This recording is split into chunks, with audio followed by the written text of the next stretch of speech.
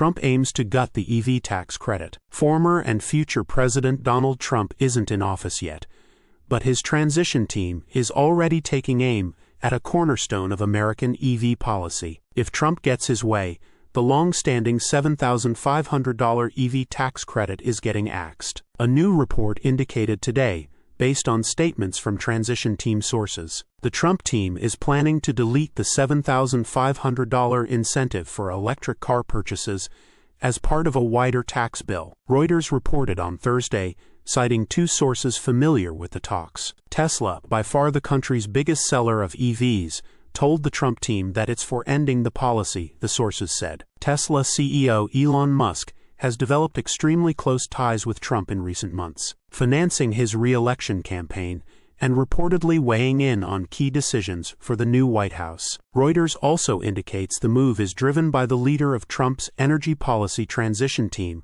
who has deep ties to big oil. Trump can't kill the credits through executive action. He'd have to rely on Congress, which now has a Republican majority, to push through his tax plan. Trump would need to kill the credit in order to extend the tax cuts he implemented during his first term and which expire next year, the sources told Reuters. In response to questions from insideevs, Trump-Vance transition team spokeswoman Caroline Leavitt said Trump will deliver on his campaign promises, but she did not confirm the news or elaborate on which other EV policies may be cut. The Alliance for Automotive Innovation, an auto industry trade group, didn't immediately respond to a request for comment from insideevs, but there's reason to believe that the rest of the auto industry won't support Tesla in this move. The group asked Congress last month to keep key parts of the 2022 Inflation Reduction Act intact, including the EV tax credit. Sustaining these complementary provisions, including the Advanced Manufacturing Tax Credit,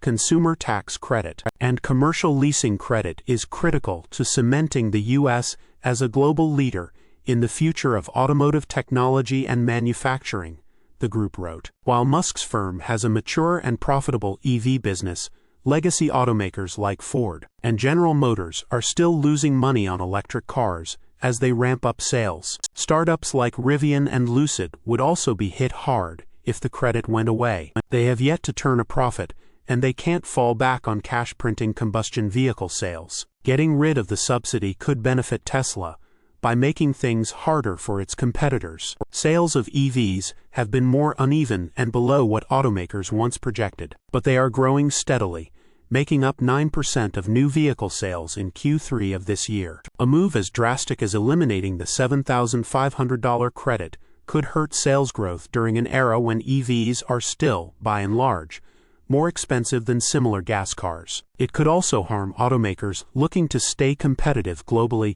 Jessica Caldwell, head of insights at Edmunds, said in a statement. EV sales are projected to grow rapidly around the world, regardless of U.S. policy. The potential elimination of the federal tax credit for electric vehicles by the Trump administration, without another form of incentive to replace it, could derail the trajectory of EV sales in the United States, Caldwell said. For many automakers, the federal tax credits have been crucial for moving the metal in the U.S.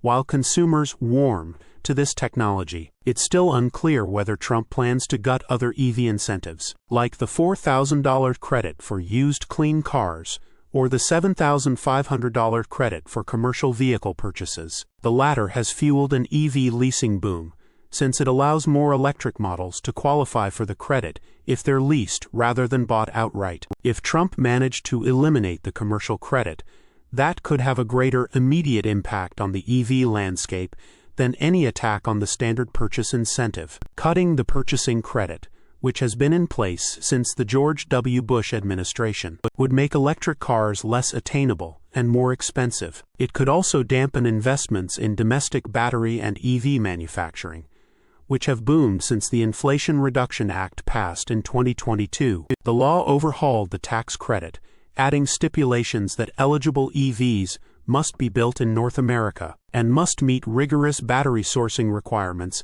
aimed at reducing reliance on Chinese supply chains. All those investments, which are largely going to red and purple states, could give the EV tax credit some staying power. Source: reposted and summarized from @insideevs.